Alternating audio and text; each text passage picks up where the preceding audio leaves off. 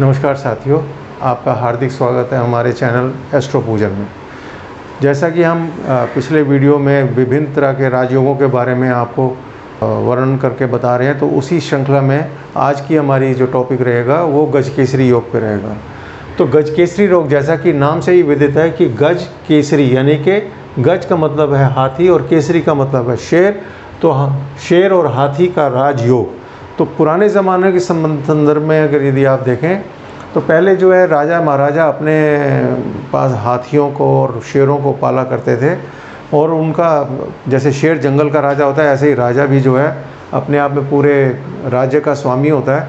तो ये राजयोग अपने आप में एक बहुत पावरफुल राजयोग है, जिसके बारे में हम आज आपको बताने वाले हैं। यदि आप कुंडली देखें तो कुंडली में चंद्रमा जिस भी भाव में स्थित हो, चंद्रमा आपका किसी भी भाव में स्थित हो, वहाँ से केंद्र में यानी कि 1, 4, 7 और 10 भाव में यदि गुरु की उपस्थिति हो तो ये अपने आप में गजकेसरी योग है। ये एक कंडीशन है गजकेसरी योग की कि चंद्रमा से केंद्र में पहले भाव में, चतुर्थ भाव में, सप्तम भाव में और दशम भाव में यदि गुरु की स्थिति हो तो वो गजकेसरी योग कहलाता है। अब यदि इस कुंडली में आप देखें तो इस कुंडली में चंद्रमा जो है लगन में है और गुरु जो है सप्तम भाव में है। यदि ये गुरु अगर चतुर्थ भाव में होता तब भी ये गजकेसरी योग बनता, सप्तम भाव में तब भी ये गजकेसरी योग बनता है, और दशम भाव में होता तब भी ये गजकेसरी योग बनता है। तो इस कुंडली में चंद्रमा से सप्तम भाव में गुरु की उपस्थिति होने से ये एक पावरफुल गजकेसरी योग है। इसके लिए पावरफुल इसलिए मैं शब्द इस्तेमाल कर रहा हूँ क्योंकि गुरु जो है स्वग्रही होकर सप्तम भाव में बैठा हुआ है।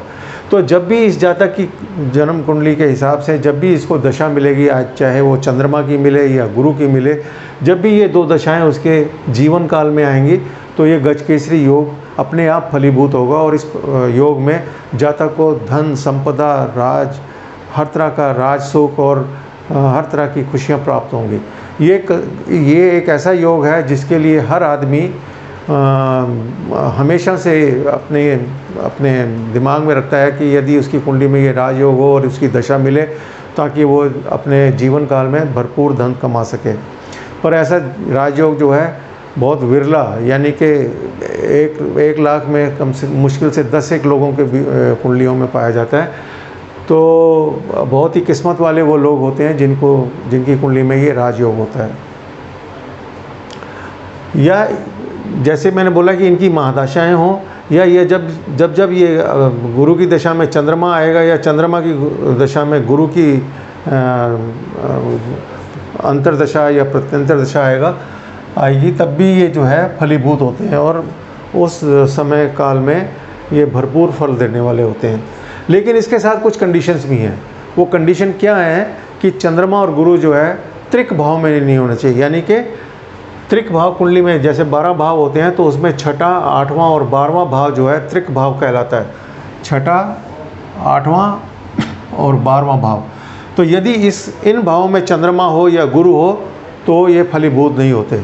दूसरा, चंद्रमा और गुरु अस्त नहीं होने चाहिए, निर्बल नहीं होने चाहिए। निर्बल से मेरा मतलब है कि 0 से 10 डिग्री का हो या 20 डिग्री से 30 डिग्री के बीच में यदि होगा तो वो ग्रह जो है निर्बल होगा, तो वो अपनी दशा में राजयोग होने के बावजूद भी जो है भरपूर लाभ नहीं दे पाएगा।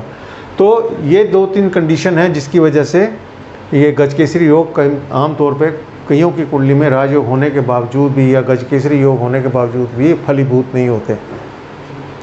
तो ये कंडीशंस भी जो है फुलफिल होनी चाहिए कि चंद्रमा से गुरु जो है केंद्र में हो और अस्त ना हो, निर्बल ना हो और त्रिक भाव में ना हो।